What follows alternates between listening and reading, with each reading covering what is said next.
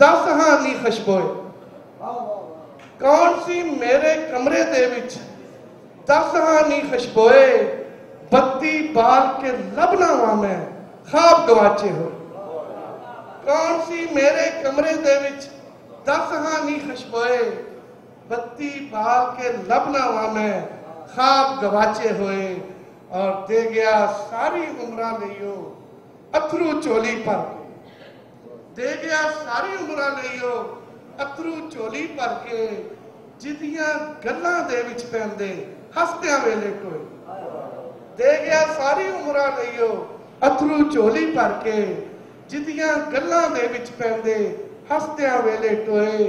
और इंद्र मोहन, मैं भी अपनियां राहां दे विच गए गवाचे लभना, मैं भी अपनियां राहां दे विच गए गवाचे लभना, जेकर सूरज मेरे सिर ते पलदी पल खलोए।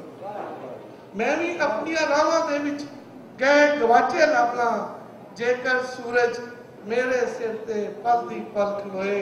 और ये मेरा शेर जिहड़ा मैं डेडिकेट कर रहा वा राणा जावेद साहब नूं, he is my business partner.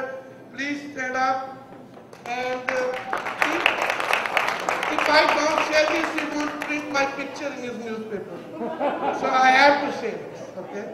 And मैं भी अपनी रावां दे विच गए गवाचे लभना, जेकर सूरज मेरे सिर ते पल दी पल खलोए।